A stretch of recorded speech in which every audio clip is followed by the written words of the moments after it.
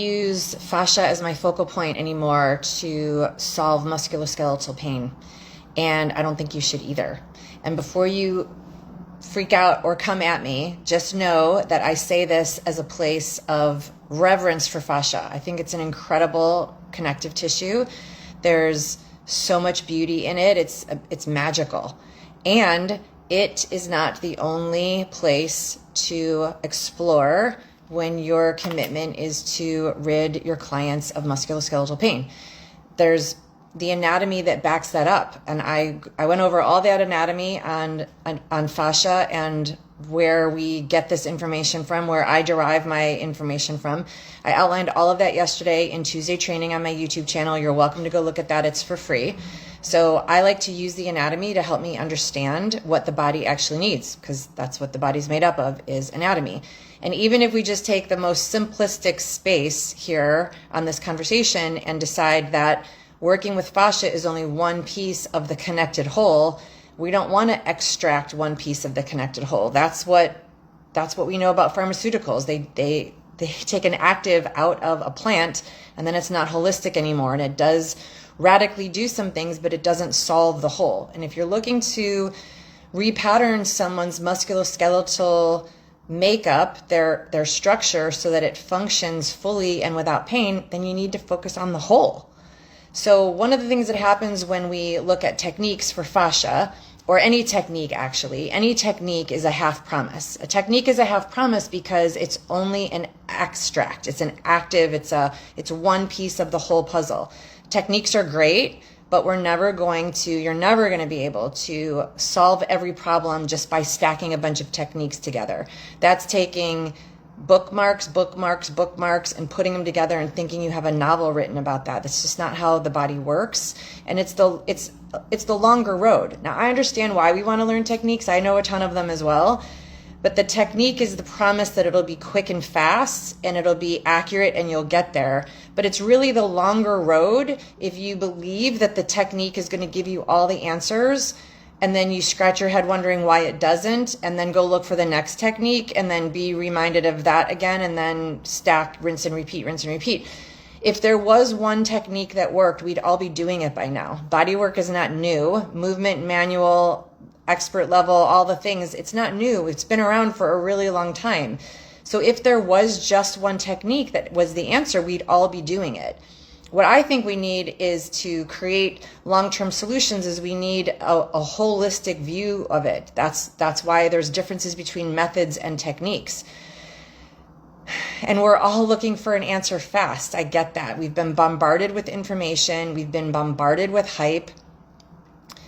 I think some of us are losing our enthusiasm around all of the bombardment of all the false promises, but it's not that they're false promises. It's just that they're half promises. And if we know that going in, then we won't let ourselves be dissuaded. So if you're looking for a quick solution to be an expert bodywork practitioner, or just, one magic bullet, if you will, one simple technique, then I'm going to just ask you to be really thoughtful about your approach to that, because that's either that you're super fatigued, about to burn out, or sort of functioning as lazy, because that's just not how the body is designed. So it's not how we're going to get our answers.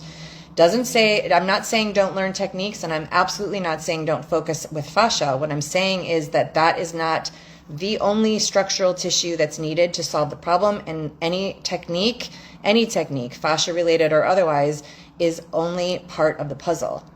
So I want you to have the whole puzzle. I want you to have the whole piece. It doesn't mean you have to be at it for 30 years and, slogging your way to it. It actually can be simple and it can be fast, but you need to have a holistic view of that. So I'm going to outline all of that, by the way, about what I do, why I don't work on fascia as the main focus, why I don't focus on just stretching as the focus, but what I do instead. I'm going to outline that together in a 2.5-hour class on Monday. You guys are all welcome to come. We'll put the link here near this video, or if you're on our email list, you've already gotten it. But what I want you to have is some clarity around just where to put your strategic thinking, where to put the whole puzzle together, and know what parts you need to focus on and what are the parts that make up the whole. That sounds a little like esoteric even, like, what are you talking about, Gina?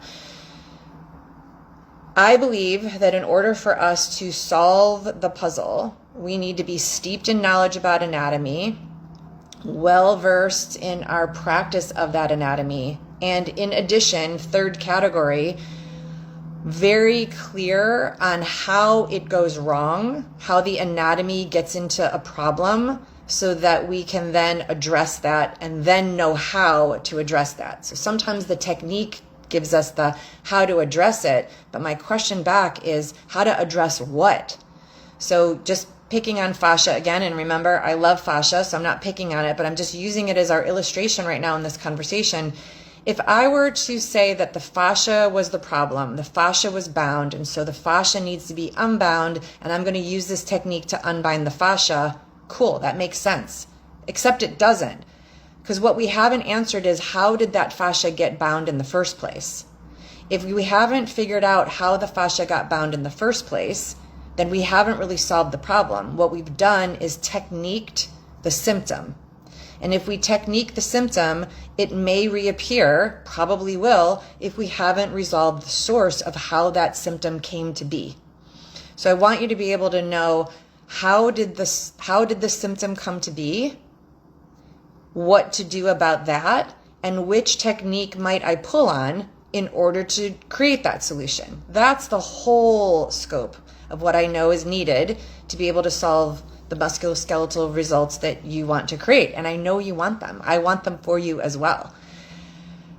We've also been oversold a lot, and so I've been wrestling with this, and I recognize this just honest engine. Part of the reason why I've been coming on live so often is that folks in my community have said to me, gosh, I wish I had known this sooner, or why didn't they teach me XYZ when I did this other certification, licensing, training, extra. And I'm not interested in lowbrowing any other training. I think we all get to train in all of it for the rest of our life.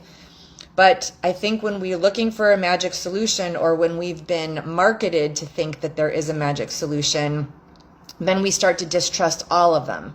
And I recognize that I have information about how to get the whole picture understood, and I haven't been advertising that because I'm not a salesperson. I don't market my face off. And that also means that I'm not in service to you, that you don't even know that there's a thought process to put all of that together and make that really simple and easy. And I want you to have that. That's why I'm here online every day. And it's also why I'm offering this training on Monday. Why is it free? It sounds suspicious, somebody said. And I thought, wow, isn't that interesting? Like we're so inundated with so much, come to see my thing, come buy my thing, come get my free download. I am too, by the way, I get that we're so overdone and overcooked by it that we don't even recognize anymore what's actual value and what's hype. And here's what I'm going to offer you. I never do hype because I'm kind of brass tacks. I just want to get to the solution. I want to get there fast. I want to move on with it. That's how I deal with my life. It's how I work with my clients. It's how I train my practitioners. You wouldn't know that unless you've been in my community for a while, but as soon as you have been, then you'll know that that's it. So how do you decide then? Here's how I want you to decide. Don't listen to me. Listen to you. Get super clear in your own groundedness. Feel your feet on the ground. Recognize where your breath is in your body. Just take a deep breath. What part of your body moved when you took a breath in? Get into you. Don't listen to me. Don't listen to anybody else. Listen to you. And if there's any subtle, little interest, curiosity, spark, light, beam, anything, then that's your yes. That's your yes. It doesn't have to be that someone else tells you. And if you're up in your brain trying to process what they're saying and think about whether you should or shouldn't, if there's any doubt, if you're looking for the suspicious, that's your brain activity, and the brain does not have any new information in it.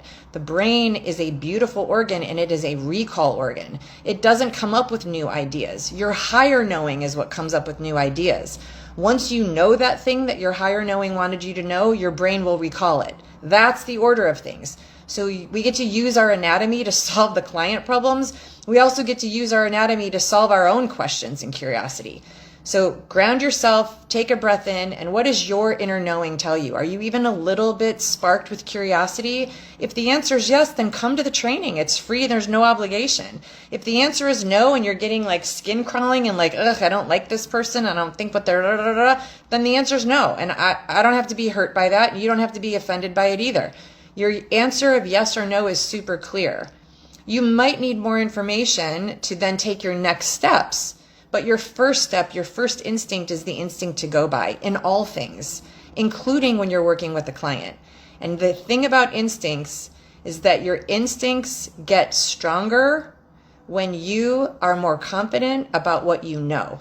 If you already have process about what's already in here and you know that that's all recall, then you can confidently come to new information and not be spooked by it. Okay, so if you're spooked or if you're doubtful, that's your brain running. It's not your knowingness clicking in. All right, so we're going to put the link somewhere near this video, especially when it ends up on YouTube. We'll probably put it in IG as well. I think it's also in the link tree in IG if you're interested. I'm only doing it once. It's Monday, June 9th. Come if you want to. I'll share with you exactly how I think we get to walk through the knowing how to find the source, the genesis of the problem, and then you can assign your techniques if you have them, or if you don't have a technique, what else you could do. But please don't just keep stacking techniques and thinking that the last one didn't work and the next one will, or even telling yourself something different like, well, it didn't work this time, but I'll try it again. Not every technique is for every problem, and you want to be able to assign them well so that you're efficient in creating results, because I know that's what you want. That's what I want for you too.